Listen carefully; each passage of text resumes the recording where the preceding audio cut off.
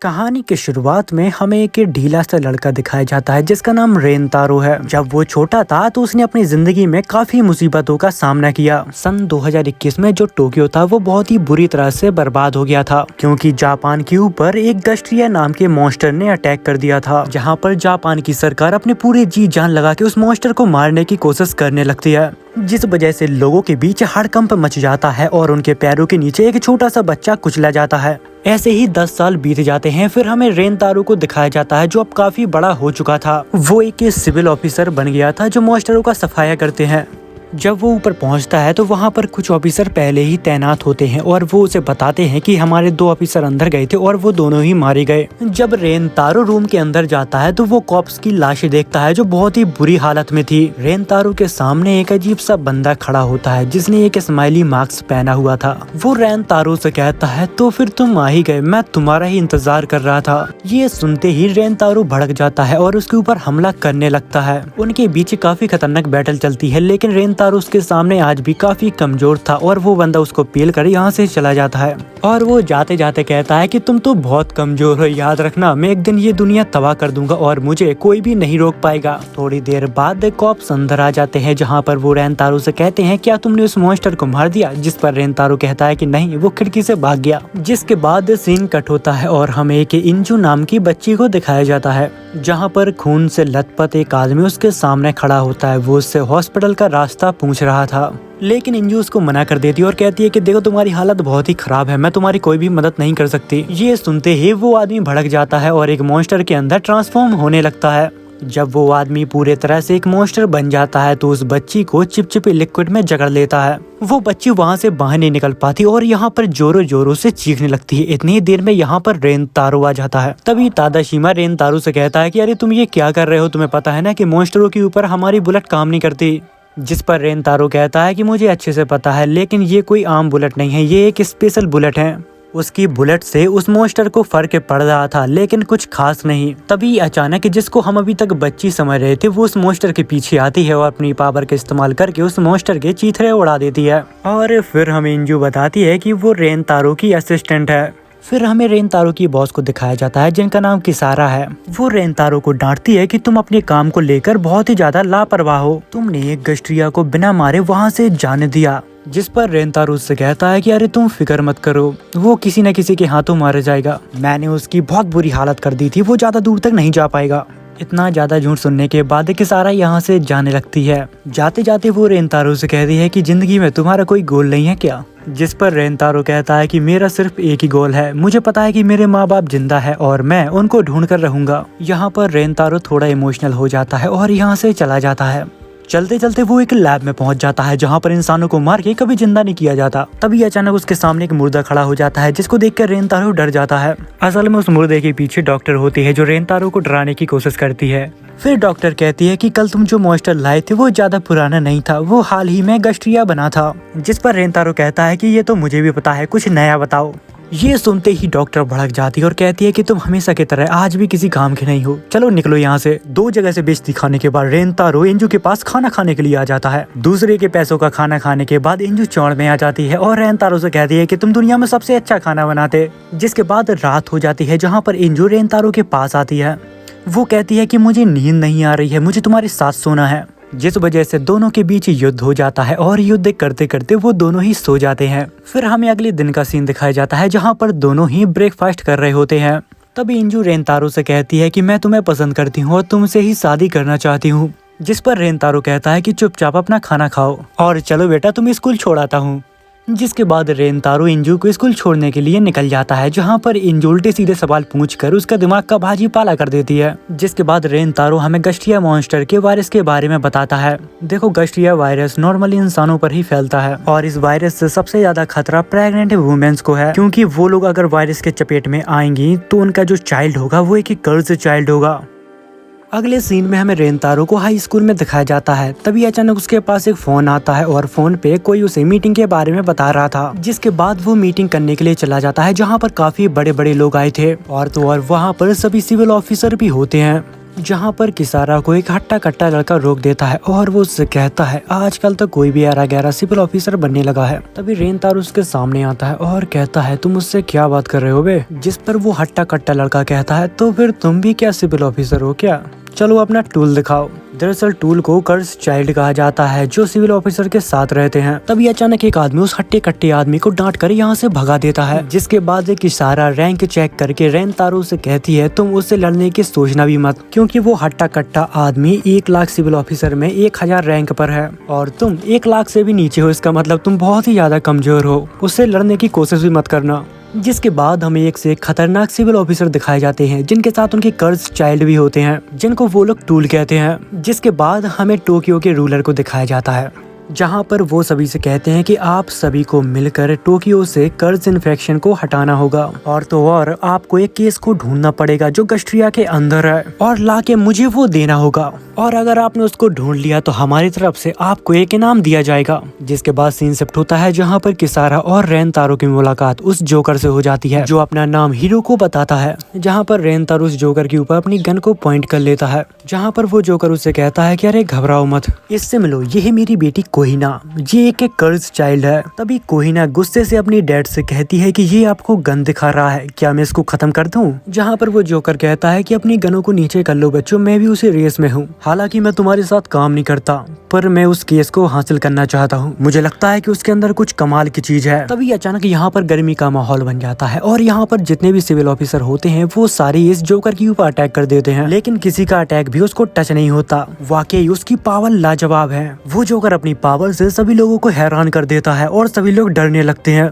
वो कहता है ओ रेनतारो, मैं तुम्हारे लिए एक गिफ्ट लेकर आया हूँ। जिसके बाद वो यहाँ से गायब हो जाता है। तभी एक घबराया हुआ बंदा उनके पास आता है और उन्हें बताता है कि मिस्टर प्रेसिडेंट गायब हो चुके हैं और उनके गार्ड्स का भी कोई अता पता नहीं। तभी रेनतारो उस गिफ्ट को देखकर समझ जाता है कि उस आदमी ने लगता है प्रेसिडेंट को मार दिया है। जिसके बाद सीन शिफ्ट होता है और हमें इंजू को दिखाया जाता है जहाँ पर उसने रेनतारो को एक बैंड दिया था। इंजू रेनतारो से कहती है कि ये बैंड बहुत कमाल का है, अगर तुम झूठ बोलोगे तो ये टूट जाएगा। तभी उनके सामने एक कर्ज चाइल्ड आती है जो चोरी करके भाग रही थी, जहाँ पर लोग उसे धर दबोचते हैं और पीटने लगते हैं। वो कर्ज चाइल्ड इंजू की तरफ देखती है और उसे बचाने के लिए कहती है। इंजू उसे बचाना चाहती है लेकिन रेनतारो उसको मना कर देता और कहता है कि तुम्हें इन सब लफड़ों में नहीं पड़ना चाहिए। जिस पर इंजू रेनतारो से कहती है तुम तो एक सुपर हीरो हो, जाके उसको बचाओ। लेकिन रेनतारो उसको मना कर देता है और उसे घर जाने के लिए कहता है। जिसके बाद वो पुलिस ऑफिसर का पीछा करने लगता है जो उस कर्ज चाइल्ड को अपने साथ ले जाते हैं। वो पुलिस वाले उस बच्ची को एक सुनसान जगह पे ले जाते हैं और उसको गोली मार देते हैं।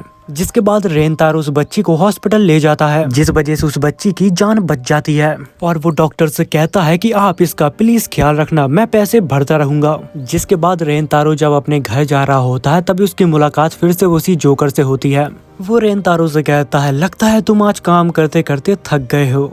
रेनतारो जोकर को देखते ही उसके ऊपर गन पॉइंट कर देता है और जोकर भी उसके ऊपर गन पॉइंट कर देता है। तभी अचानक यहाँ पर उस जोकर की चाइल्ड आ जाती है। जोकर अपनी बच्ची से कहता है कि बेटा ये बात बात पे गन निकालता है, इसके हाथ काट डालो। जिसके बाद वो बच्ची रेनतारो के ऊपर अपनी पूरी पावर से अटैक करती है। इतनी ही देर में यहाँ पर इंजू आ जाती है और वो उस कर्ज चाइल्ड से कहती है कि अगर तुम अपनी जगह से हिली भी तो मैं तुम्हारा सर धड़ से अलग कर दूंगी। तभी रेनतारो उस जोकर से कहता है कि अरे यार रुको रुको, कोई किसी को नहीं मारेगा। अच्छा तुम ये बताओ तुम मेरे पीछे क्यों पड़े हुए हो? जिस पर वो जोकर कहता है कि तुम्हारे पास एक ऐसी शक्ति है जो मुझे चाहिए, अगर हम दोनों साथ मिल जाएं तो हम पूरी दुनिया पे राज कर सकते हैं। लगता है तुम्हें मेरी बात समझ में नहीं आएगी, चलो मैं तुम्हें किसी और दिन मिलता हूँ। इतना कह के वो जोकर यहाँ से चला जाता है। अगले दिन हमें इंजू के स्कूल का टीचर दिखाया जाता है जो रेनतारो से कहता है कि तुमने मुझसे ये बात क्यों छुपाई कि इंजू एक कर्ज चाइल्ड है, अगर ऐसा है तो तुम उसको स्कूल में नहीं ला सकते।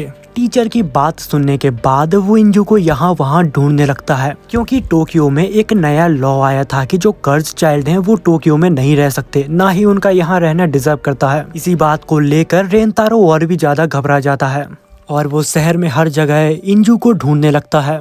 वो काफी कर्ज चाइल्ड से भी पूछता है जो गटर से बाहर निकलते हैं, क्या तुमने इस लड़की को देखा है? जिस पर वो लड़की कहती है कि मेरे पीछे आओ। जहाँ पर गटर के अंदर एक एल्डर और कुछ कर्ज चाइल्ड बच्चे रह रहे होते हैं। वो एल्डर बच्चों को सिखाता है कि आखिर तुम कैसे अपने इमोशन के ऊपर कंट्रोल कर सकते हो और धीरे धीरे इंसानों के बीच रह सकते हो। लेकिन यहाँ का इंसान इतना ज्यादा गिरा हुआ है, वो एक कर्ज चाइल्ड को कभी भी समाज का हिस्सा नहीं समझता। वो सिर्फ कर्ज चाइल्ड को सिर्फ एक गंदगी समझते हैं, जिनको जितने जल्दी साफ पिकअप कर दिया जाए उतना अच्छा है। जिसके बाद रेंतारो उस आदमी से इंजू के बारे में पूछता है, जिस पर वो आदमी कहता है कि अरे तुम एक टूल के पीछे क्यों इतना भाग रहे हो, अगर तुम एकेडमी को बताओगे तो वो तुम्हें एक नया टूल दे देगी। जिस पर रेंतारो गुस्सा हो जाता है और वो कहता है कि इंजू कोई टूल नहीं है, वो मेरी पार्टनर है। मैं इंजू से तकरीबन 1 साल पहले मिला था, जहाँ पर कंपनी ने मुझे उससे मिलवाया था और इस 1 साल में हम एक दूसरे से बहुत ही अच्छे से कनेक्ट हो गए हैं। तुम्हें हम दोनों के बारे में कुछ नहीं पता तो ऐसा ढोंग मत करो कि तुम्हें चिंता है। इतना कह के रेंतारो यहाँ से चला जाता है। रेंतारो के जाने के बाद वो बूढ़ा आदमी कहता है कि अरे ये तो बहुत अच्छा आदमी निकला, तुम सच में इसको छोड़ना चाहती हो। तभी हमें इंजू को दिखाया जाता है जो यहीं पर छिपी होती है और सभी बातों को सुन रही होती है। जिसके बाद सीन शिफ्ट होता है। रेंतारो अपने घर पर आ जाता है, तभी इंजू के टीचर का उसके पास फोन आता है। वो कहती है कि तुम जल्दी से यहाँ से इंजू को ले जाओ, उसे स्कूल में देखा गया है। फिर हमें इंजू को स्कूल में दिखाया जाता है जहाँ पर काफी सारे बच्चे उसका मजाक उड़ा रहे थे। इतनी ही देर में यहाँ पर रेंतारो आ जाता है। वो कहता है कि तुम्हें यहाँ पर रुकने की जरूरत नहीं है, हमें इससे अच्छे स्कूल में जाना चाहिए। तभी वहाँ पर एक हेलीकॉप्टर आ जाता है जिसमें दोनों बैठकर चले जाते हैं। दरअसल वो हेलीकॉप्टर इनको एक मिशन के लिए पिकअप करने के लिए आया था, क्योंकि शहर में एक और बड़ा सा गस्ट्रिया मॉन्स्टर देखा गया है। वो एक बहुत बड़ा स्पाइडर गस्ट्रिया होता है। यहाँ पर इंजू का पहले से ही काफी दिमाग खराब था। वो सीधा जाके उस स्पाइडर से लड़ने लगती है और थोड़ी देर में उसको खत्म कर देती है। रेंतारो उसको देखकर ही समझ जाता है कि वो अभी बहुत ही डिप्रेशन में और बहुत ही परेशानियों से गुजर रही है, क्योंकि इंजू को इस समय पे बहुत ही ज्यादा लोनली फील हो रहा था। रेंतारो उसके नजदीक आता है और उसे समझाता है कि तुम परेशान मत हो, मैं हूँ तुम्हारा दोस्त जो हमेशा तुम्हारे साथ खड़ा रहेगा। ये सुनते ही इंजू उसके गले लग जाती है। फिर रेंतारो देखता है कि इस मॉन्स्टर को मारने के बाद इसके अंदर से कुछ निकला है। ये वही चीज होती है द 7 स्टार लेगेसी केस, जिसके बारे में हमें यहाँ के रूलर ने बताया था कि उनको ये चीज चाहिए। पर वो जोकर पहले से ही इन दोनों के ऊपर अपनी नजर गड़ाए हुए था। जैसे ही ये दोनों अपने मिशन में कामयाब होंगे, वो जोकर आके अपना रंग दिखा देगा। वो जोकर अपनी बेटी को अपने साथ लाया था ताकि वो इंजू से निपट सके। रेंतारो उस जोकर के ऊपर अपनी गन से अटैक करता है, लेकिन उससे कुछ ज्यादा फर्क नहीं पड़ता और फिर वो जोकर रेंतारो को बहुत ही बुरी तरह से पीटता है। उसकी हालत इतनी खराब हो जाती है कि वो बस मरने ही वाला था, लेकिन वो इंजू से कहता है कि तुम भाग जाओ यहाँ से। तभी वो जोकर की चाइल्ड आके रेंतारो को पीछे से नाइफ मार देती है, जिस पर वो जोकर कहता है बताओ तुम्हारी आखिरी इच्छा क्या है। वो बेचारा कुछ बोल पाते इससे पहले वो जोकर उसे अपनी बंदूक से ठोक देता है। जब रेंतारो की आँख खुलती है तो उसके सामने डॉक्टर होता है, उसके साइड में किसारा बैठी होती है। वो किसारा को बताता है कि सरकार हमसे बहुत कुछ छिपा रही है। वो साला जोकर जिसका नाम हिरोको है, वो साला बात कर रहा था इस बॉक्स के अंदर कोई लेवल 5 का गस्ट्रिया मॉन्स्टर है, जो शायद कोई नई प्रजाति है जिसको हराना इम्पॉसिबल है। हालांकि वो बॉक्स अब चोरी हो गया है, जहां पर गवर्नमेंट उस बॉक्स को ढूंढने का एक ऑपरेशन चालू करने वाली है। जिस पर किसारा कहती है क्या तुम भी वहाँ पर जाने की सोच रही हो, अगर जाओगे तो लड़ोगे कैसे। तभी हमें यहाँ पर इंजू को भी दिखाया जाता है जो यहाँ पर छिपी हुई थी। इतनी ही देर में यहाँ पर डॉक्टर आती है। वो रेंतारो के लिए काफी एडवांस हथियार लेकर आई थी।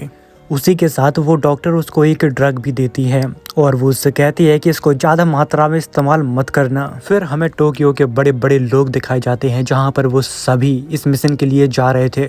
जब रेंतारो नीचे पहुंचता है तो उसको एक बड़ा सा लेवल 4 का गस्ट्रिया मिलता है। वो गस्ट्रिया रेंतारो के ऊपर अटैक कर देता है जो काफी ताकतवर था। रेंतारो को छिपने के लिए एक जगह मिल जाती है जहाँ पर आग जल रही थी। वहाँ पर एक बच्ची भी होती है जो हमें कुछ समय पहले दिखी थी। दरअसल ये एक सिविल ऑफिसर की पार्टनर है जिसको हम लोग टूल कहते हैं। वो अपने पावर के बारे में उसे बताती है कि उसके पास डॉल्ड फैक्टर की पावर है। अगर सीधे शब्दों में बताऊं तो इसका आईक्यू बहुत तेज है। वो लड़की बताती है कि वो अपने स्लोगन से बिछड़ गई है। रेंतारो उस बच्ची से पूछता है क्या किसी गस्ट्रिया ने तुम्हें इन्फेक्ट किया था, जिस पर वो लड़की कहती है कि मेरे अंदर एक फ्लूइड डाला गया था, पर तुम मेरी चिंता मत करो, मैं कभी भी एक गस्ट्रिया नहीं बनूंगी। जिस पर रेंतारो कहता है कि नहीं, हमें तुम्हें चेक करवाना पड़ेगा जब हम लोग यहाँ से वापस जाएंगे। जिसके बाद यहाँ पर एक दूसरे को मारने की बात होने लगती है, जिस पर वो लड़की कहती है कि तुमने बिल्कुल सही कहा, यही मैं तुम्हारे बारे में सोच रही थी कि तुमने लगता है किसी को मारा है। तुम्हारा जो पास्ट है वो बहुत ही ज्यादा दर्द भरा और डार्क है। तभी अचानक यहाँ पर एक फोन बजता है। वो लड़की जाके उस फोन को पिकअप करती है। दूसरी तरफ से उसका मास्टर बोल रहा होता है कि तुम ठीक हो, जिस पर वो लड़की कहती है कि हाँ मैं ठीक हूँ और सेफ हूँ। वो कहता है कि मैंने उस जोकर वाले बंदे को ढूंढ लिया है। जिसके बाद उस बच्ची के मास्टर को ढूंढने के लिए वो लोग नीचे चले जाते हैं। जब वो लोग नीचे पहुंचते हैं तो वहाँ पर बिल्कुल सन्नाटा था। तभी इंजू का पैर किसी चीज से टकराता है। रात के अंधेरे में इंजू को समझ में नहीं आ रहा था कि आखिर वो क्या चीज है। तभी इंजू उसे बड़े ध्यान से देखती है और देख के वो डर जाती है, क्योंकि जिस चीज से वो टकराई थी वो एक इंसान का कटा हुआ हाथ था। जहाँ पर वो लोग अलर्ट हो जाते हैं और अपने आसपास देखते हैं, जहाँ पर बहुत सारी कटी फटी डेड बॉडी डली हुई थी। तभी रेनतारो को अंधेरे में कुछ हलचल दिखती है तो उसके ऊपर वो अपनी गन को पॉइंट कर देता है, लेकिन वो उसे देखकर ही समझ जाता है कि ये तो उसकी ही एसोसिएशन का एक मेंबर है। लेकिन वो आदमी काफी जख्मी हालातों में था और अपनी स्वेट को ढूंढ रहा था। तभी अचानक उसके पीछे से उसकी स्वेट से ही उसके ऊपर हमला होता है। तभी हमें सतोमी और उसके मास्टर हिरुको को दिखाया जाता है, जहाँ पर सतोमी अपने मास्टर से कहती है कि मुझे यकीन नहीं हो रहा कि आखिर ये लड़का अभी तक जिंदा कैसे है। जिस पर हिरुको कहता है चलो ठीक है, तो आज ये खेल यहीं खत्म कर ही देते हैं। फिर हमें एसोसिएशन को दिखाया जाता है, जहाँ पर वो भी ये सब देख के काफी हैरान थे और वो लोग कहते हैं हम चाह कर भी उन लोगों की मदद नहीं कर सकते, क्योंकि हमें पहुंचने में लगभग 1 से 2 घंटा लग ही जाएगा। इतनी ही देर में यहाँ पर किसारा आ जाती है और यहाँ के चीफ किसारा से कहती है कि प्रेसिडेंट तुम्हें क्या लगता है इंजू और रेनतारो क्या उस जोकर का सामना कर पाएंगे? जिस पर किसारा कहती है कि मुझे कोई शक नहीं है, वो दोनों जरूर जीतेंगे। जहाँ पर किसारा बताती है कि काफी टाइम पहले की बात है कि एक गश्तिया मेरे मॉम डैड को खा गया था, लेकिन उस समय पे मेरा भी बचना बहुत मुश्किल था, लेकिन वो रेनतारो था जिसने मेरी जान बचाई। दूसरी तरफ रेनतारो और हिरुको आमने सामने आ जाते हैं। यहाँ पर वक्त को बिना जाया करे रेनतारो उसके ऊपर अटैक कर देता है, जहाँ पर हिरुको अपनी शील्ड पावर को यूज करने लगता है। लेकिन अचानक जोकर हैरान हो जाता है और रेनतारो को हैरानी से देखने लगता है, क्योंकि उस जोकर को लगता था कि रेनतारो बस एक गन फाइटर है, उसके पास कोई भी स्ट्रेंथ नहीं है, वो एक कमजोर इंसान है। लेकिन जो उसकी आंखों के सामने हो रहा था उसे देखकर वो हैरान हो जाता है। उसकी वो शील्ड जो अच्छे नहीं तोड़ पाते थे, रेनतारो ने अपनी स्ट्रेंथ से ही उस शील्ड को तोड़ दिया और जाके उसके मुंह में एक पंच जड़ दिया, जिससे वो 50 फीट दूर जाके गिरता है। और फिर कुछ देर बाद रेनतारो यहाँ पर ट्रांसफॉर्म कर जाता है। ये सब देख के वो जोकर जोरों जोरों से हंसता है और कहता है मुझे दर्द हुआ, अब लड़ाई में असली मजा आएगा। जोकर की चेली को ये सब बर्दाश्त नहीं हो रहा था तो वो अकेली ही मैदान में उतर जाती है, लेकिन इंजू बीच में आ जाती है। वो हिरुको और रेनतारो के बीच दखल नहीं देने देती। तभी जोकर रेनतारो से कहता है कि आखिर क्यों तुम इन लोगों के लिए अपनी जान दांव पे लगाना चाहती हो, हालांकि इससे कुछ भी नहीं बदलने वाला है। तुम्हारी इस बच्ची को हमेशा लोग श्रापित नजरों से ही देखेंगे। ये दुनिया बहुत ही बुरी है, जब तुम मुसीबत में होगे तब तुम्हारा साथ कोई भी नहीं देगा। जिस पर रेनतारो कहता है कि अबे चल हट, तू मेरे फ्यूचर की चिंता मत कर, लेकिन मेरे वजह से तेरा फ्यूचर जरूर खराब हो जाएगा। इतनी ही देर में इंजू जोकर के ऊपर अटैक कर देती है, लेकिन वो जोकर पहले से ही तैयार था। वो पलक झपकते इंजू को खत्म कर पाता है, इससे पहले रेनतारो उसे बचा लेता है, लेकिन वो अटैक रेनतारो को लग जाता है, जिससे वो काफी घायल हो जाता है और उसके मुंह से खून निकलने लगता है। जैसे ही रेनतारो जमीन पर गिरता है तो उसे समझ आ गया था कि उसका पेट फट चुका है और अब शायद वो जिंदा नहीं बच सकता। जोकर को ये सब देख के काफी सुकून मिल रहा था। इंजू रोते हुए रेनतारो को आवाज लगा रही थी, लेकिन रेनतारो कुछ भी नहीं सुन पा रहा था। रेनतारो यहाँ पर अपने मन के अंदर सोचने लगता है क्या मैं मरने वाला हूँ? तभी रेनतारो अपने पॉकेट से कुछ वायरस निकालता है। ये वायरस उसे डॉक्टर ने दिए थे। उन्होंने कहा था कि इससे गश्तिया एस लेवल की पावर मिल सकती है, लेकिन ये इंसानों के ऊपर काफी खतरनाक है। अगर किसी भी इंसान ने इसे यूज किया तो वो पलक झपकते ही खत्म हो जाएगा। लेकिन यहाँ पर रेनतारो सोचता है कि मैं वैसे भी मर रहा हूँ, इसे इस्तेमाल करके देखता हूँ आखिर क्या होता है। रेनतारो यहाँ पर उस वायरस का काफी ज्यादा ओवरडोज ले लेता है, जिस वजह से उसकी आंखें अलग अलग कलर्स में ब्लिंक होने लगती है और उसके बॉडी से काफी सारा ब्लड भी बाहर निकल रहा था। और फिर एक चमत्कार होता है, यहाँ पर रेनतारो उस वायरस से सरवाइव कर जाता है और कुछ ही देर बाद वो लड़ने के लिए बिल्कुल तैयार हो चुका था। जहां पर रेनतारो एक झटके में जोकर की चेली को साइड कर देता है और जोकर के ऊपर हमला करने लगता है। ये सब देख के जोकर भी हैरान था कि उसने अपनी बॉडी के अंदर कुछ इंजेक्ट किया और अचानक वो इतना ज्यादा पावरफुल हो गया कि मैं अब उसका सामना नहीं कर पा रहा हूँ। जिसके बाद रेनतारो उसके मुंह में किक मारता है और उसे पानी में फेंक देता है। एसोसिएशन में भी अब ये खबर पहुंच जाती है कि हिरुको यानी कि वो जोकर अब खत्म हो चुका है या फिर वो हार चुका है, क्योंकि रडार में अब उसके कोई भी सिग्नल नहीं मिल रहे थे। जिसके बाद हमें इंजू को दिखाया जाता है जो रेनतारो के गले लग जाती है।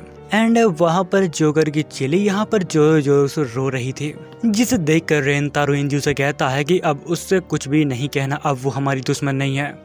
तभी रेनतारो का फोन बजता है जिस पर किसारा होती है। रेनतारो उससे कहता है कि मैंने कहा था ना, मैं सब कुछ संभाल लूंगा।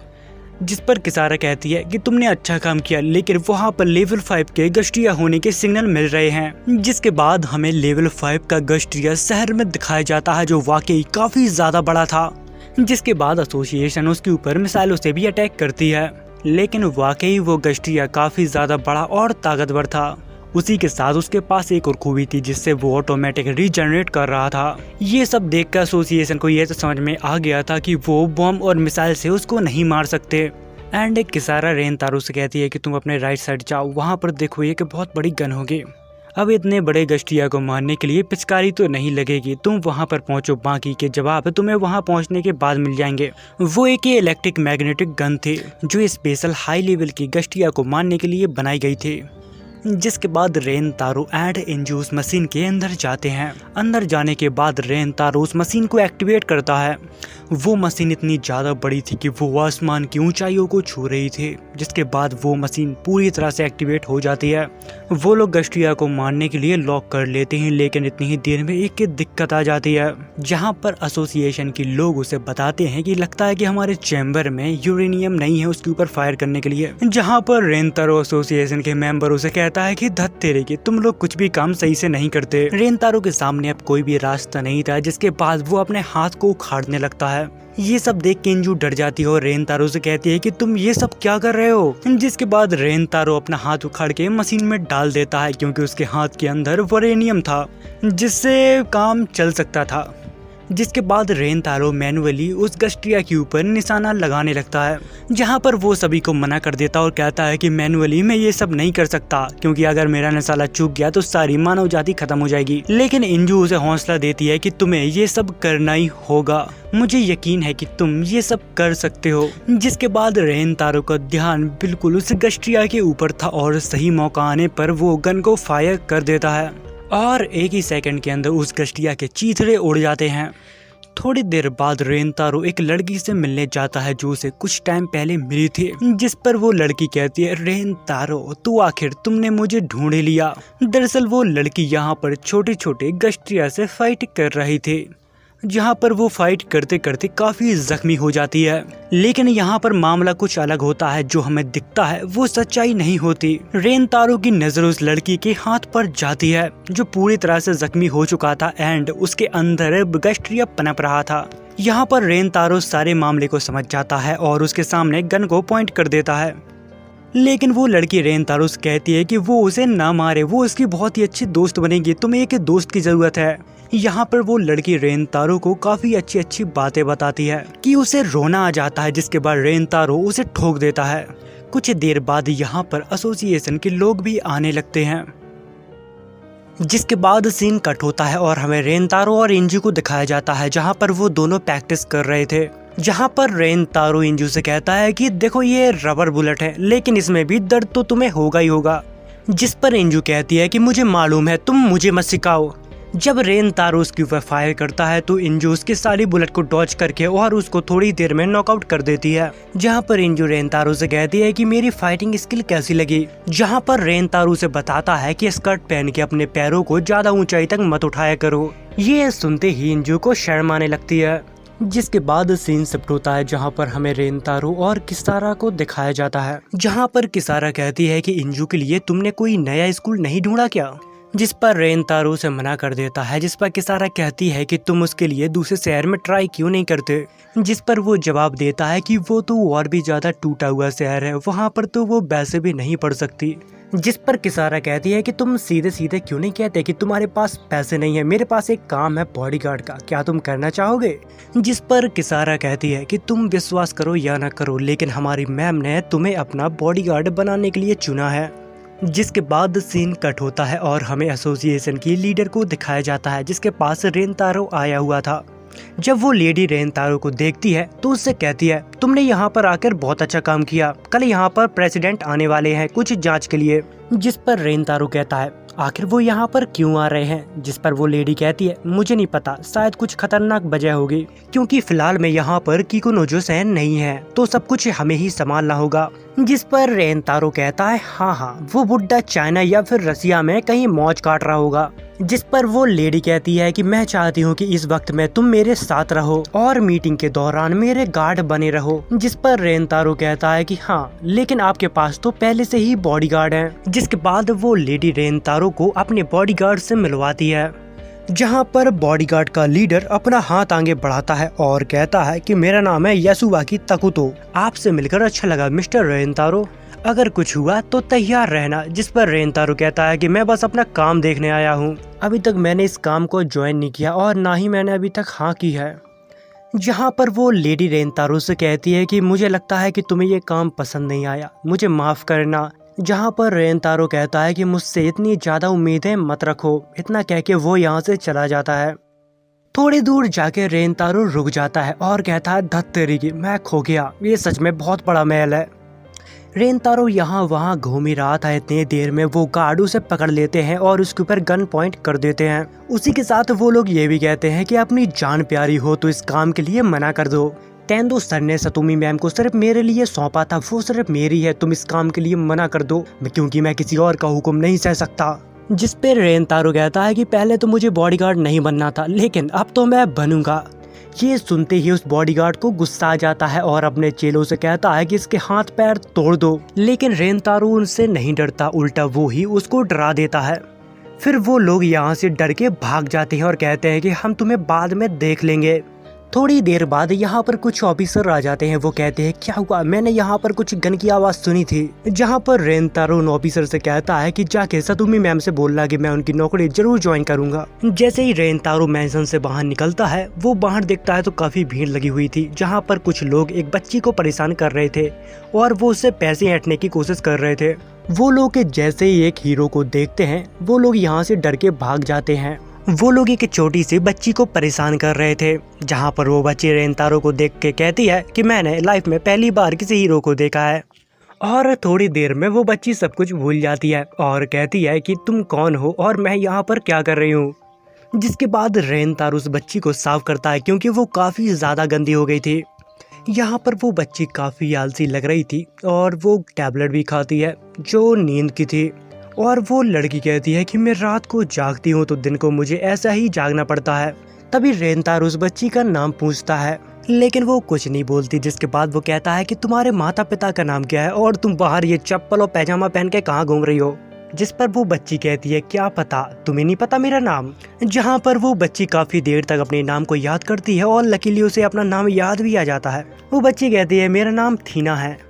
और वो कहता है कि मैं तुमसे दोबारा पूछ रहा हूँ, मेरा नाम रेनतारो है और तुम्हारे घर वाले कहाँ हैं। जिस पर वो बच्ची कहती है कि मेरा कोई भी नहीं है, मैं आज सोकर अपने कमरे में से उठी थी और मैंने ब्रश किया, नहा के मैं सीधा बाहर आ गई। जहाँ पर रेनतारो उसके ऊपर गुस्सा होने लगता है। वो कहता है कि तुम झूठ मत बोलो, तुमने नहीं आज ब्रश किया, ना ही आज नहाया और तुम्हें देखकर लगता है कि तुम अभी सोकर उठी हो। जिस पर वो बच्ची कहती है वाह, आपको तो मेरे बारे में मुझसे ज्यादा पता है। रेनतारो कहता है देखो मेरा दिमाग खराब मत करो, चलो मेरे साथ पुलिस स्टेशन चलो। जिस पर वो बच्ची कहती है कि मैं नहीं जा सकती। जिस पर रेनतारो कहता है कि देखो तुम्हें सहलाना मेरा काम नहीं है। जिसके बाद रेनतारो उसे अपना नंबर देता है और कहता है कि अगर जरूरत पड़े तो इस पे कॉल कर देना। लेकिन वो बच्ची उसका नंबर लेते ही उसको कॉल करने लगती है और फिर वो बच्ची उसे फोन लगा के कहती है कि मैं शायद तुम्हें बताना भूल गई कि मुझे अपना घर का पता मालूम है। जिसके बाद वो बच्ची कहती है कि आज का दिन वाकई काफी मजेदार था, हम दोबारा जरूर मिलेंगे। इतना कहने के बाद वो बच्ची यहाँ से चली जाती है। जिसके बाद हमें रात का सीन दिखाया जाता है, जहाँ पर वो बच्ची अकेली टोक्यो में घूम रही थी। जहाँ पर उसे एक फोन कॉल आता है और वो बच्ची कहती है कि मैंने पूरा टोक्यो छान मारा, लेकिन मुझे यहाँ पर कुछ नहीं मिला। अभी मुझे अपने हथियार लेने जाने हैं। जहाँ पर दूसरी तरफ कोई आदमी बोल रहा होता है कि मुझे हर खबर देता रहा करो। जिसके बाद हमें पता लगता है कि वो कोई आम लड़की नहीं है और ना ही कोई बच्ची है, वो एक जासूस है। शायद वो अपने कोई पुराने मकसद को पूरा करना चाहती है। जहाँ पर वो अपने हथियारों को उठाती है और चल देती है। तभी उसको अचानक रास्ते में एक पुलिस ऑफिसर मिलता है। वो कहता है कि अरे बच्ची, तुम रात को अकेली यहाँ पर क्या कर रही हो, ये जगह बहुत खतरनाक है, तुम्हें यहाँ पर अकेले नहीं घूमना चाहिए, चलो मैं तुम्हारे घर तुम्हें छोड़ देता हूँ। जैसे ही वो ऑफिसर उसके नजदीक जाता है, थीना उस ऑफिसर को खत्म कर देती है। कुछ देर बाद यहाँ पर काफी सारे पुलिस ऑफिसर आ जाते हैं और उसी के साथ रेनतारो भी आया हुआ था, जिस पर वो कहता है कि अरे ये तो बहुत बुरा हादसा है। तभी कुछ लोग कहते हैं कि ये सब एक श्रापित बच्चे ने किया है, जिस पर इंजू कहती है कि आखिर सारे बच्चे एक साथ क्यों नहीं रह सकते हैं, जबकि उन्हें पता है कि इंसान उनको बिल्कुल भी पसंद नहीं करते। हालांकि उन बच्चों ने इंसानों का कुछ भी नहीं बिगाड़ा, लेकिन वो लोग हमेशा उन बच्चों को नीची नजरों से देखते हैं। तभी रेनतारो उसके सिर पर हाथ रखता है और कहता है कि सब कुछ ठीक है, चलो हम घर चलते हैं। घर पहुंचने के बाद वो दोनों खाना खाने के लिए बैठते हैं। इतनी देर में दरवाजे पे कोई आता है। रेनतारो दरवाजा खोलता है तो वहाँ पर मियोरी होती है। वो काफी नशे की हालात में थी और वो वहीं पर गिर जाती है। ये सब देख के इंजू काफी शौक हो जाती है और वो रेनतारो से कहती है कि बताओ ये औरत कौन है, जिस पर रेनतारो से बताता है कि ये मेगाटा हाई स्कूल की प्रेसिडेंट है, उसी के साथ हैवी वेपन बनाने वाली फैक्ट्री की मालिक की बेटी। तभी अचानक यहाँ पर किसारा आ जाती है और वो रेनतारो को कुछ खाना दे के कहती है कि इसे जल्दी बना लो, मुझे बहुत भूख लगी है। जिसके बाद किसारा मियोरे के ऊपर गिर जाती है और ये सब देख कर रेनतारो बोलता है कि अब इन दोनों को मैं कैसे संभालूं, ये तो एक दूसरे की कट्टर दुश्मन है। कुछ देर बाद उन दोनों को जब होश आता है तो वो लोग रेनतारो के साथ खाना खाते हैं। यहाँ पर खाना खाते खाते किसारा कहती है कि रेनतारो मुझे ये बताओ कि ये सांप यहाँ पर क्या कर रहा है, जिसके बाद वो दोनों आपसी में ऐसी ऐसी बातें करते हैं मैं आपको यहाँ पर नहीं बता सकता।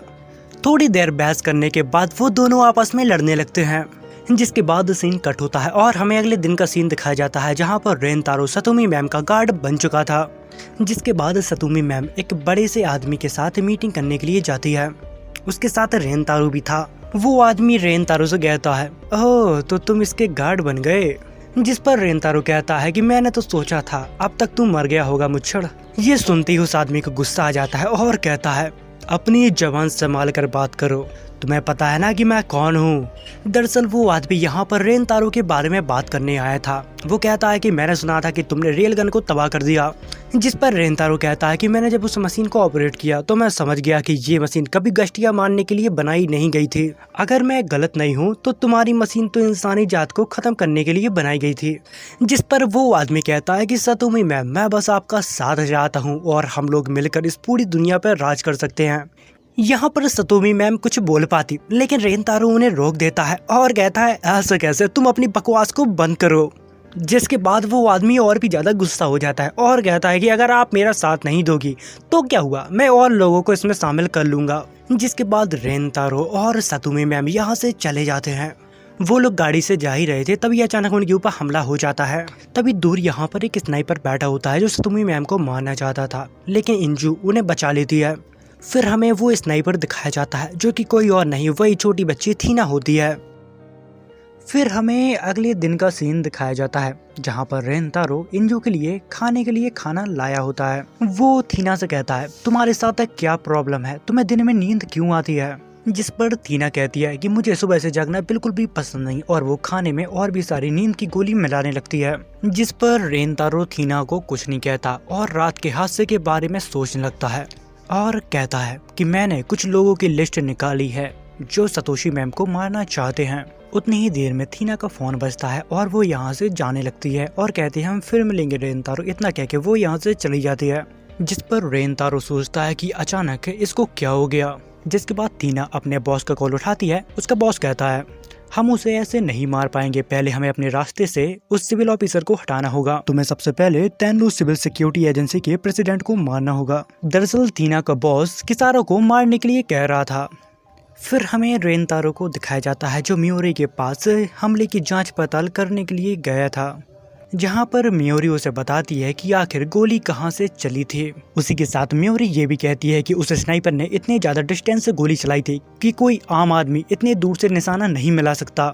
मुझे ये कोई आम आदमी तो नहीं लगता और अभी फिलहाल में तुम उनके बॉडीगार्ड हो तो अपना ख्याल रखना। लेकिन जैसे ही किसारो को पता लगता है कि रेनतारो मियो के पास गया है वो तुरंत ही मियो के पास आ जाती है। जिसके बाद मियो किसारा के मन में आग लगा के यहाँ से भाग जाती है। किसारा यहाँ पर कंट्रोल नहीं कर पाती और वो रेनतारो की बैंड बजा देती है। जैसे ही ये न्यूज़ डॉक्टर के पास पहुँचती है वो रेनतारो के ऊपर हंसने लगती है। फिर वो डॉक्टर कहती है कि मैंने सुना है कि तुमने उस जोकर को हराया है और सीधा टॉप 1000 रैंक को हासिल कर लिया। जिसके बाद हमें थीना को दिखाया जाता है जो कि अपनी मिशन पे निकल गई थी। दूसरी तरफ किसारा रेन तारो को लेकर काफी ज्यादा गुस्सा थी। इतनी ही देर में थीना वहाँ पर आ जाती है। यहाँ पर थीना बहुत ही प्यार से किसारा से पूछती है, क्या आपका ही नाम किसारा है? जिस पर वो कहती है कि मेरा नाम तो किसारा ही है, लेकिन तुम कौन हो? जिस पर वो कहती है, मैं तो अपनी मौत के लिए तैयार हो जाओ, और वो अपनी मशीन गन निकाल लेती है, जिससे किसारा तुरंत छिप जाती है और एक ही झटके में उसकी मशीन गन को 2 टुकड़ों में कर देती है।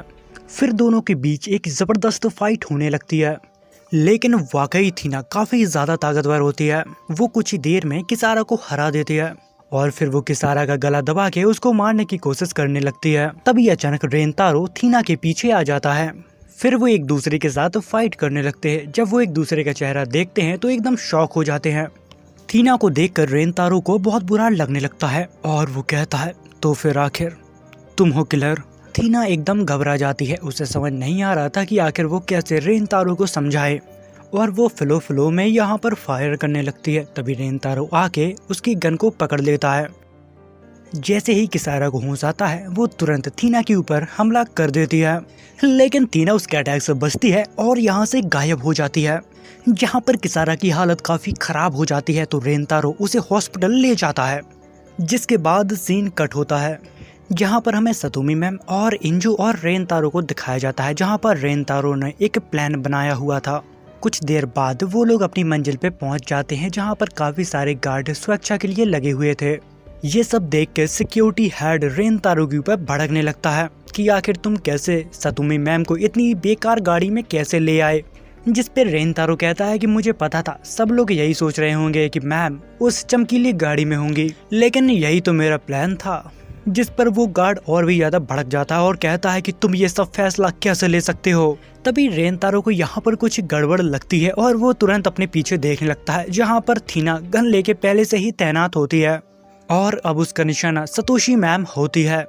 तभी रेनतारो बीच में आके उन्हें बचा लेता है और वो लोग बिना मीटिंग किए ही तुरंत यहाँ से भाग जाते हैं, क्योंकि रेनतारो को गोली लग चुकी थी, उसका खून भी काफी निकल रहा था।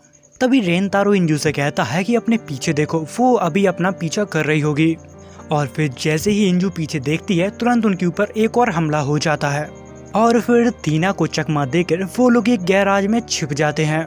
यहाँ पर रेनतारो इंजू को थीना को रोकने के लिए भेज देता है। इतने ही देर में सतोशी मैम रेनतारो के पास आ जाती है, जहाँ पर रेनतारो उनसे कहता है कि आपको बाहर नहीं आना चाहिए। जहाँ पर सतोशी मैम कहती है कि जिसका तुमने नाम लिया था वो थीना स्प्राउट है ना, वो 97 रैंक पर है और वो एक डेविल है। लोगों को मारना तो उसके डेली का काम है, और मैं बस तुम्हें यही बताने आई हूँ कि तुमने इंजू को क्यों अकेले भेज दिया। अगर इंजू उसके पास गई तो वो इंजू को मार डालेगी।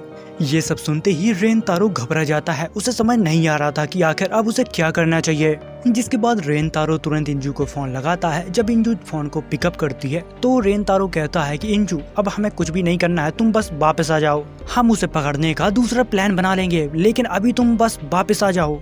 लेकिन फोन कॉल पर बिल्कुल सन्नाटा होता है, जहाँ पर रेनतारो समझ जाता है कि इंजू थीना के हाथों पकड़ी गई है, वो शायद अब इस दुनिया में जिंदा नहीं है। ये सोचकर वो एकदम घबरा जाता है और उसके हाथ से उसका फोन नीचे गिर जाता है।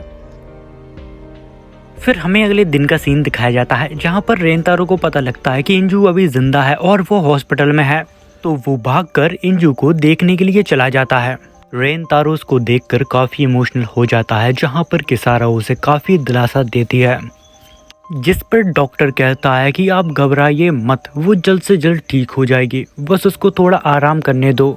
जिस पर रेनतारो किसारा से कहता है कि अब सब कुछ खत्म हो गया, लेकिन किसारा कहती है अभी नहीं, अभी एक और मीटिंग बाकी है। जिस पर रेनतारो गुस्सा हो जाता है और कहता है कि अब ये कब है, जिस पर किसारा बताती है कि ये मीटिंग कल रात 8 बजे है। जिसके बाद सीन कट होता है और रेनतारो अकेला ही घूमने के लिए निकल जाता है, जहाँ पर वो हमें बताता है वो इस तरह से थीना का मुकाबला तो नहीं कर सकता, और अगर उसने काम छोड़ दिया तो सतोशी मैम मारी जाएंगे। वो अपना गुस्सा एक वॉल पर निकाल ही रहा था, इतनी ही देर में यहाँ पर सिक्योरिटी हेड आ जाता है और उसका मजाक उड़ाने लगता है। वो कहता है, ओए रेनतारो, थर्ड मीटिंग का फैसला हो गया और हमारे पास इस बार और भी ज्यादा रक्षा के तरीके हैं, लेकिन तुम्हारी बुरी किस्मत, इस बार तुम बिना चालाकी के कुछ भी नहीं कर सकते। जहाँ पर रेनतारो गुस्से में आ जाता है और उसकी कॉलर पकड़ के कहता है कि अभी की अभी एक नकली रक्षा प्लान तैयार करो। जिस पर सिक्योरिटी हेड कहता है कि अरे पागल, तुम अभी भी बॉडीगार्ड बनने की सोच रहा है क्या? जिस पर रेनतारो कहता है कि मैंने अभी वो काम छोड़ा नहीं। जिसके बाद सीन कट हो जाता है और फिर हमें रेनतारो को दिखाया जाता है जहाँ पर वो मियो के कंपनी में ट्रेनिंग करने के लिए गया था। 2-4 बोट को मारने के बाद यहाँ पर रेनतारो मियोरी से पूछता है, बताओ मुझे थीना का लेवल कितना है? जिस पर मियोरी हंसने लगती है और कहती है मुझे नहीं पता। जिसके बाद हमें थीना को दिखाया जाता है जहाँ पर उसका बॉस उसे थर्ड मीटिंग के बारे में बता रहा था। थीना उसे बताती है कि जी हाँ, मैंने उसके बारे में सुना है, लेकिन ये प्लान मुझे कुछ ज़्यादा ही अजीब लग रहा है क्योंकि इस बार उन लोगों ने इतना आसान प्लान बनाया है कि मैं उनको कहीं पर भी मार सकती हूँ।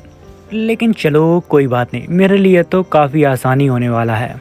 जिस पर उसका बॉस कहता है तो फिर तुम मेरी बात को समझ ही गई होगी, अगर ये मिशन में तुम फेल हुई तो मारी जाओगी। जिसके बाद थीना यहाँ का घर उड़ा के यहाँ से निकल जाती है और मनी मन में कहती है कि प्लीज़ इस बार मत आना रेनतारो। फिर हमें मीटिंग की जगह को दिखाया जाता है जहाँ पर थीना रेनतारो को फ़ोन करके कहती है जहाँ पर ये मीटिंग हो रही है यहाँ से मैं आसानी से वहाँ पर गोली चला सकती हूँ। जिस पर रेनतारो कहता है कि तुम कुछ भी कर लो, मैं सतोशी मैम को जरूर बचाऊंगा क्योंकि उनके ऊपर पूरे देश का भविष्य निर्भर करता है। अगर तुम्हें उनको मारना है तो पहले तुम्हें मेरा सामना करना पड़ेगा। जिसके बाद वो यहाँ पर ट्रांसफॉर्म कर जाता है और थीना से फाइट करने के लिए उसको ढूंढने लगता है। लेकिन थीना यहाँ पर काफी ज्यादा फास्ट होती है और थीना के एक भी हमले से वो नहीं बच पा रहा था। जिसके बाद वो अंदर जाके छिप जाता है। जिसके बाद थीना रेनतारो को ढूंढने के लिए एक मशीन को भेजती है जहाँ पर रेनतारो उस मशीन को बुलेट से तोड़ देता है। कुछ ही देर बाद यहाँ पर काफी सारी मशीनें आने लगती हैं और रेनतारो के ऊपर हमला करने लगती है। फिर रेनतारो मशीनों से बचकर एक रूम में पहुँचता है। कुछ टाइम बाद रेनतारो बिल्डिंग की छत पर आ जाता है। रेनतारो पहुंचते ही उसकी मुलाकात थीना से हो जाती है और उसे देखते ही रेनतारो भड़क जाता है और उसके ऊपर हमला करने के लिए निकल जाता है। लेकिन जैसे ही रेनतारो ऊपर पहुंचता है वो यहाँ से गायब हो चुकी थी। तभी मियोरी का कॉल रेनतारो के पास आता है। वो उसे बताती है कि वो तुम्हारे आसपास ही है। उसी के साथ मियोरी रेनतारो के फोन में उसकी लोकेशन ट्रांसफर कर देती है। तभी थीना अचानक छत तोड़कर उसके सामने आ जाती है जहां पर दोनों के बीच 1v1 बैटल होने लगता है। लेकिन रेनतारो उसके सामने काफी कमजोर था। तभी रेनतारो थीना से कहता है आखिर क्यों तुम मारना चाहती हो उन्हें? जिस पर थीना कहती है मेरे पास और कोई रास्ता नहीं है। जहां पर रेनतारो ने एक फ्लैश बॉम्ब पहले ही ड्रॉप कर दिया था, लेकिन वो कहता है कि मेरी किस्मत इतनी ज्यादा खराब है कि वो साला फटा ही नहीं और शायद अब मेरी मौत काफी नजदीक है। लगता है कि मैं बस अब मरने वाला हूँ। लेकिन अचानक वो बॉम्ब ब्लास्ट कर जाता है जहाँ पर कुछ देर के लिए थीना यहाँ पर अंधी हो जाती है जिससे वो यहाँ पर भूल जाती है कि वो यहाँ पर क्या कर रही है और मौके का फायदा उठा के रेनतारो उसके ऊपर हमला कर देता है। रेनतारो को यहाँ पर सिर्फ एक ही मौका मिला था, वो इस मौके को ना चूक जाए, इसलिए वो उसके ऊपर बैक टू बैक एक से एक खतरनाक अटैक करने लगता है। और फिर कुछ ही देर में थीना को सब कुछ याद आ जाता है जहाँ पर वो कहती है रेनतारो-सन मार डालो मुझे। अगर तुमने मुझे अभी नहीं मारा तो आगे चल के मुझसे और भी ज्यादा गलत काम हो सकते हैं। लेकिन रेनतारो अपनी गन को नीचे कर लेता है और कहता है मैं तुम्हें नहीं मारूंगा, तुमने इंजू की जान बचाई। अगर तुम चाहती तो उसको मार भी सकती थी, लेकिन तुमने वो नहीं किया। जिसके बाद रेनतारो थीना को अपने साथ ले जाता है। जैसे ही वो दोनों बिल्डिंग से बाहर निकलते हैं तभी थीना के ऊपर कोई हमला कर देता है और ये बंदा और कोई नहीं होता बल्कि वही सिक्योरिटी हेड होता है। वो हंसते हंसते कहता है मैं तो यहाँ पर तुझ जैसे कीड़े को मारने के लिए आया था, लेकिन मुझे पता नहीं था कि मुझे यहाँ पर सोने की चिड़िया मिल जाएगी। तभी उसे हेड के कुछ लोग आकर रेनतारो को पकड़ लेते हैं और वो यहाँ पर जोरों जोरों से हंसने लगता है और कहता है कि बताओ मुझे ये लड़की कितनी वोरेनियम गोली में मरेगी। जिस पर रेनतारो कहता है कि रुक जाओ यासुबा, अगर तुमने उस लड़की को हाथ भी लगाया तो मुझसे बुरा कोई नहीं होगा। जिस पर वो कहता है कि अरे हाँ यार, मैं तुम्हारा यही तो चेहरा देखना चाहता था। लेकिन यहाँ पर यासुबा थीना को मार पाता है इससे पहले सतोशी मैम यहाँ पर आ जाती है और वो उसे रोक देती है। वो रेनतारो से कहती है कि मुझे पता है कि तुमने मेरी जान बचाई है, बताओ तुम्हें क्या चाहिए, तुम जो मांगोगे वो मैं तुम्हें दूंगी। जहाँ पर रेनतारो सिर्फ अपनी एक ही डिमांड रखता है। वो कहता है कि मुझे सिर्फ ताकत चाहिए, मुझे अपने लोगों को बचाना है और उनकी रक्षा भी करनी है। जिसके बाद सतोशी मैम पावर देने के लिए उसे रैंक 300 दे देती है। उसी के साथ वो लेवल 5 की सारी जानकारी की चाबी भी उसको दे देती है। ये सब सुनते ही पीछे के गार्ड बिल्कुल हैरान हो जाते हैं और रेनतारो गन को लेकर उसे यासुवाकी के हाथ में गोली मारता है और कहता है कि आज के बाद कभी थीना के नजदीक भी मत आना, चलो जाओ यहाँ से दफा हो जाओ। जिसके बाद ऐसे ही काफी दिन बीत जाते हैं, जहाँ पर रेनतारो काफी टाइम बाद अपने ऑफिस में जाता है। ऑफिस में पहुंचते ही इंजू सीधे रेनतारो के गले लग जाती है, क्योंकि वो अभी अभी हॉस्पिटल से आई थी। कुछ ही देर बाद यहाँ पर थीना रेनतारो के लिए पानी लेकर आई थी। दरअसल फिर हमें पता लगता है थीना भी अब पूरी तरह से ठीक हो चुकी है और वो अब किसारा के साथ काम करने लगी है। जिसके बाद सीन कट होता है, हमें एक ऑफिसर को दिखाया जाता है जो एक मशीन की देखभाल कर रहा था। तभी अचानक उसके पास एक बहुत बड़ा गश्तिया आ जाता है। जब वो अपने नीचे देखता है तो डर जाता है, क्योंकि काफी छोटे छोटे गश्तिया भी उसको खाने के लिए आगे बढ़ रहे थे। जिसके बाद सीन कट होता है और हमें अगले दिन का सीन दिखाया जाता है, जहाँ पर रेनतारो काफी सारे कर्ज चाइल्ड को पढ़ा रहा था। लेकिन थीना को पढ़ाई में बिल्कुल भी इंटरेस्ट नहीं था, उसको बस नींद आ रही थी। तभी काफी सारे बच्चे एक साथ उससे सवाल पूछने लगते हैं, जिससे वो घबरा जाता है। ये सब देख के किसारा उसका मजाक उड़ाती है और कहती है कि तुम्हारे ऊपर तो टीचर बनने का भूत सवार था, अब क्या हो गया, कांपने क्यों लगे। जिस पर रेनतारो कहता है कि एक एक करके सवाल पूछो। तभी एक बच्ची खड़ी होती है और वो उससे कहती है कि मैंने सुना है कि आप इंजू के साथ शादी करने वाले हैं। जिस पर रेनतारो कहता है कि बिल्कुल भी नहीं, तुम्हें ये किसने कह दिया। जिस पर रेनतारो किसारा से कहता है कि मेरी बस की ये सब नहीं है, क्या तुम आके ये सब संभालोगी। लेकिन वो बच्चे कुछ ज्यादा ही शैतान होते हैं, वो किसारा से भी एक ऐसा सवाल पूछ लेते हैं जिससे वो घबरा जाती है। कुछ देर बाद रेनतारो सभी बच्चों को संभाल लेता है और उनको पढ़ाने लगता है। तभी उससे मिलने के लिए यहाँ पर सतोशी मैम आ जाती हैं। जिसके बाद वो रेनतारो को अपने साथ हेडक्वार्टर ले जाती हैं और उसे बताती हैं कल रात मोनोलिथ के ऊपर हमला हो गया है और हमारे काफी सारे सैनिक मारे गए हैं। लेकिन हमने अभी कुछ नहीं किया तो 6 दिन के अंदर वो जगह अपने आप मैग्नेटिक फील्ड खो देगी और अपने आप ही बर्बाद हो जाएगी। क्योंकि अगर हमने जल्दी कुछ नहीं किया तो वरेनियम ऑटोमेटिक आउट ऑफ कंट्रोल होकर ब्लास्ट हो जाएगा। अगर आसान शब्दों में समझाऊं तो वो जो हेडक्वार्टर हैं वो गश्तिया को आने से रोकते हैं। अगर वो हेडक्वार्टर खत्म हो गए तो गश्तिया पूरी टोक्यो में फैल जाएंगे और सारे इंसानों को खत्म कर देंगे। ये बात हमें इंसानों से छुपानी होगी, वरना लोगों के बीच हड़कंप मच जाएगा और वो लोग घबरा जाएंगे। जिस पर रेनतारो कहता है वो सब तो ठीक है, लेकिन ये बताओ इसमें मैं क्या कर सकता हूँ। जिस पर सतोशी मैम कहती है कि मैं जानती हूँ कि तुम बहुत काबिल ऑफिसर हो, इसलिए मैं चाहती हूँ कि तुम सिविल ऑफिसर की एक टीम बनाओ। जिस पर रेनतारो हैरान रह जाता है और कहता है कि आप चाहते हो कि मैं एक लड़ने के लिए टीम बनाऊं। जिस पर सतोशी मैम कहती है कि हाँ तुमने बिल्कुल सही सुना, मैं चाहती हूँ कि इस टीम के लीडर तुम रहो।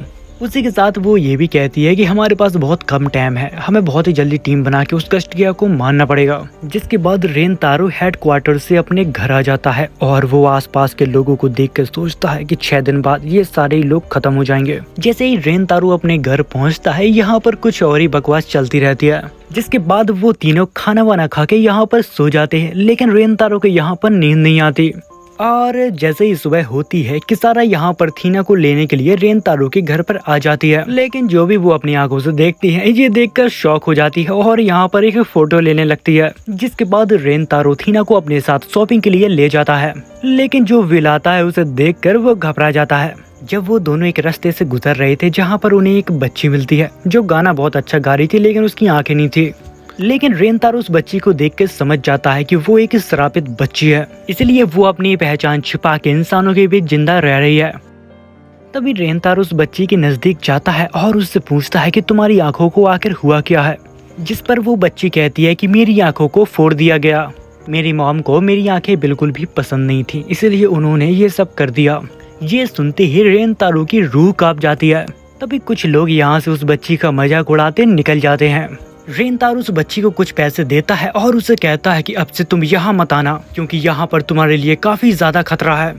जिसके बाद हमें शहर के लोगों को दिखाया जाता है, जहाँ पर वो लोग धरना दे रहे थे कि जल्द से जल्द उस गश्तिया को मार डालो। उसी के साथ हमारे यहाँ पर जितने भी श्रापित बच्चे हैं उन सभी को खत्म कर दो। जिसके बाद रेनतारो एक घर में पहुँचता है, जहाँ पर वो दरवाजे पे आवाज लगाता है लेकिन कोई जवाब नहीं देता। तभी बालकनी से एक बच्ची बाहर निकलती है और वो कहती है कि अरे बेशरम रेनतारो, दरवाजे को ठोकना बंद कर। जिस पर रेनतारो कहता है कि मैं काटागिरी से मिलने आया हूँ, यानी कि तुम्हारे बड़े भाई से। जब रेनतारो उससे मिलता है, उसके घर के अंदर आता है तो कहता है लगता है आजकल तुम्हारा काम कुछ ज्यादा ही अच्छा चल रहा है। जिस पर काटागिरी कहता है कि मजाक करने की जरूरत नहीं है, तुम क्या चाहते हो मुझसे? जहाँ तक मुझे पता है कि तुम एक टीम बना रहे हो और सभी ने मना कर दिया, इसीलिए तुम मेरे पास आए हो। जिस पर रेनतारो कहता है चलो ठीक है, तुम मेरा साथ दो या ना दो, 4 दिन बाद ये पूरा शहर खत्म होने वाला है और कम से कम 2000 गश्तिया तो होंगे ही होंगे, मुझे नहीं लगता कोई बच पाएगा। ये सुनते ही काटागिरी शॉक हो जाता है। जिसके बाद वो अपनी बहन से कहता है कि इन्हें बाहर का रास्ता दिखा दो। यहाँ पर रेनतारो से कहता है कि अगर हमने कुछ नहीं किया तो पूरा टोक्यो बर्बाद हो जाएगा और तुम दोनों भी मर जाओगे। जिस पर वो कहता है रेनतारो तुम तो मुझे अपनी बातों में मत ही बहकाओ, मुझे पता है कि वो कितना खतरनाक है और कोई भी जिंदा नहीं बच पाएगा। मैं जानता हूँ शैतान कितना ताकतवर है, उसने 3 एस रैंक के हीरो को मिट्टी में मिला दिया और अगर मैंने तुम्हारा साथ दिया तो गवर्नमेंट मुझे क्या देगी, इसमें मेरा क्या फायदा। जिस पर रेनतारो कहता है हो सकता है कि तुम्हें कोई बड़ी सी रैंक मिल सकती है और काफी सारे पैसे। जिस पे वो कहता है कि अरे कोई मजाक चल रहा है क्या, एक रैंक के पीछे मैं अपनी जान दांव पे लगा दूं, ऐसा हो ही नहीं सकता। जहाँ पर रेनतारो कहता है तो फिर तुम्हें मेरे लिए लड़ना होगा। ये सुनते ही वो लोग हंसने लगते हैं, लेकिन वो लोग जब देखते हैं कि रेनतारो सीरियस है तो वो कहता है कि तुम अब काफी बदल चुके हो, लेकिन एक चीज बताना मैं तुम्हें भूल गया, अपने से कमजोर लोगों के साथ में काम नहीं करता, क्योंकि मेरी रैंक 1850 है और मैं तुम जैसे कमजोरों के साथ आखिर क्यों ही काम करूं। लेकिन रेनतारो उसको सीधा लड़ाई के लिए चुनौती दे देता है और कहता है कि तुम्हारे लिए तो मेरी चेली ही काफी है। तभी थीना यहाँ पर अपनी फ्लाइंग मशीन को एक्टिवेट करती है। ये सब देख के वो दोनों शॉक हो जाते हैं कि आखिर ये क्या चीज है जो हवा में उड़ रही है। जिसके बाद उन चारों के बीच एक बैटल हो जाती है, लेकिन रेनतारो बहुत ही आसानी से अपनी पावर का इस्तेमाल करके उस आदमी को हरा देता है। दूसरी तरफ थीना को वो बच्ची अपने जाल में फंसाने की कोशिश कर रही थी, लेकिन 1 सेकंड के अंदर थीना उस बच्ची का भ्रम दूर कर देती है और उसको हरा देती है। और फिर इस बैटल के बाद काटागिरी रेनतारो का साथ देने के लिए मान जाता है। जिसके बाद हमें रात का सीन दिखाया जाता है जहाँ पर मोनोलिथ पर गैस्ट्रिया इन्फेक्शन फैलता ही जा रहा था।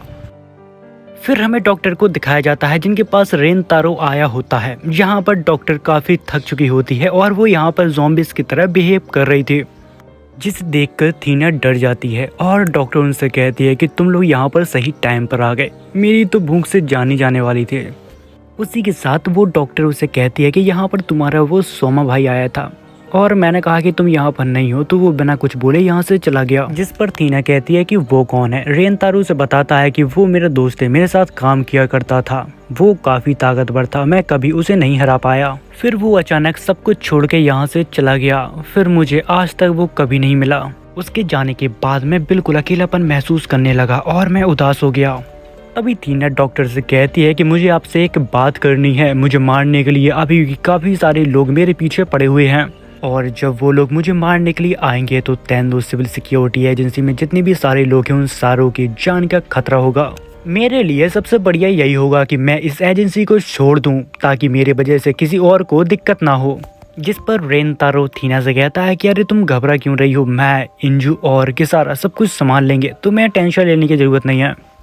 थोड़ी टाइम बाद रेनतारो के पास एक कॉल आता है जहां पर उसे बताया जाता है कि मोनोलिथ अब सफेद पड़ रही है और थोड़ी देर में वो तबाह हो जाएगी। अब इसे हम रोक नहीं सकते, अब शायद वर्ल्ड वॉर की शुरुआत हो जाएगी। ये खबर पूरे शहर में बताई जाती है। वैसे ही वहाँ के लोग पहले ही काफी घबराए हुए थे, ये सुन के और भी ज्यादा घबरा जाते हैं। दूसरी तरफ शतोशी मैम मीडिया पे आकर पूरी दुनिया को बता देती है कि अगर 4 दिन के अंदर हमने कुछ नहीं किया तो पूरी दुनिया खत्म हो जाएगी। ये खबर पूरी दुनिया में आग की तरफ फैल जाती है, जहाँ पर लोग उनके ऊपर सवाल उठाने लगते हैं कि अगर आपको ये सब पहले से ही पता था तो हमको अंधेरे में क्यों रखा। जिसके बाद सीन कट होता है और हमें रेनतारो और किसागिरी को दिखाया जाता है, जहाँ पर वो लोग बात कर रहे होते हैं कि हमारी इस दुनिया में जितने भी खतरनाक फाइटर हैं उन सभी लोगों को अमीर लोगों ने खरीद लिया है। अगर हम सभी लोग एक साथ आ जाएं तो हम उन गश्तिया का सामना कर सकते हैं, लेकिन वो नहीं हो सकता।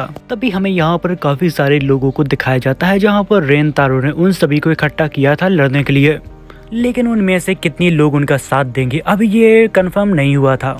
जिस पर किसागिरी की बहन बोलती है कि तुम अभी तक यहाँ पर क्या कर रहे हो, जाके और लोग ढूंढो। फिर इंजू रेनतारो को अपने साथ मार्केट ले आती है ताकि वहाँ पर उसको कुछ नए हीरो मिल जाएं। तभी इंजू को एक हीरो दिखता है और वो रेनतारो से कहती है तुम जाके उससे बात करो, लेकिन रेनतारो साफ मना कर देता है। हमें कवच वाले हीरोज नहीं चाहिए, हमें कोई ऐसा चाहिए जो गस्टिया के साथ बराबरी की टक्कर ले सके।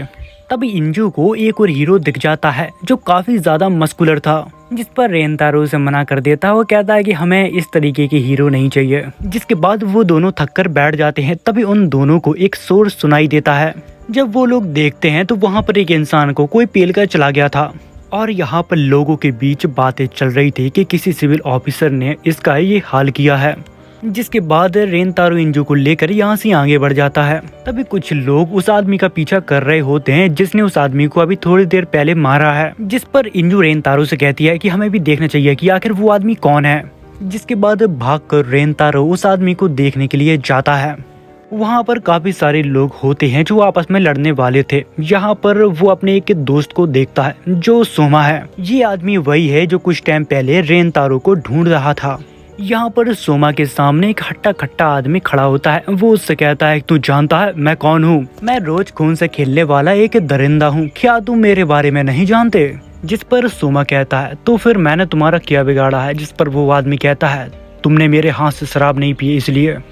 जिसके बाद वो आदमी अपनी गन को बाहर निकाल लेता है और इंजू कहती है कि अभी तक लोगों ने महसूस नहीं किया, वो दोनों एक अलग ही लेवल पर हैं। जिसके बाद वो आदमी एकदम पागल हो जाता है और सोमा के ऊपर अटैक करने लगता है। लेकिन सोमा और उसकी गर्ल चाइल्ड वो लोग उन दोनों को बहुत ही आसानी से संभाल लेते हैं। ये सब देख के ऑडियंस बिल्कुल खुश हो जाती है और यहाँ पर चिल्लाने लगती है। जिसके बाद रेनतारो अपने दोस्त की तरफ बढ़ता है और कहता है तुम तो बिल्कुल भी नहीं बदले मेरे पुराने दोस्त। जिस पर वो कहता है बहुत दिनों बाद मैं तुमसे मिला, लेकिन तुम्हारी तारीफ चारों तरफ सुनने मिल रही है। जिस पर इंजू कहती है क्या तुम इसको जानते हो? रेनतारो से बताता है कि ये मेरा पुराना दोस्त है और ये रैंक 8 पर है। जिसके बाद सोमा रेनतारो से कहता है कि मैंने सुना कि तुम अकेले ही पूरी दुनिया बचाने निकली हो, तो मैंने सोचा क्यों ना तुम्हारा साथ ही दे दिया जाए।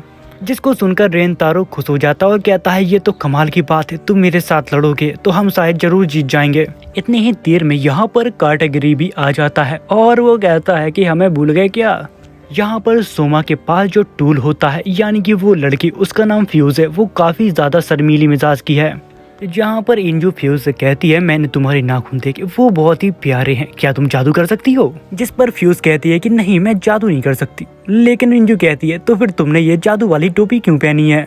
जैसा कि मैंने आप लोगों को पहले बताया कि वो काफी ज्यादा शर्मीली मिजाज की है। यहाँ पर सोमा कहता है कि अपने दोस्तों से कुछ भी मत छिपाओ।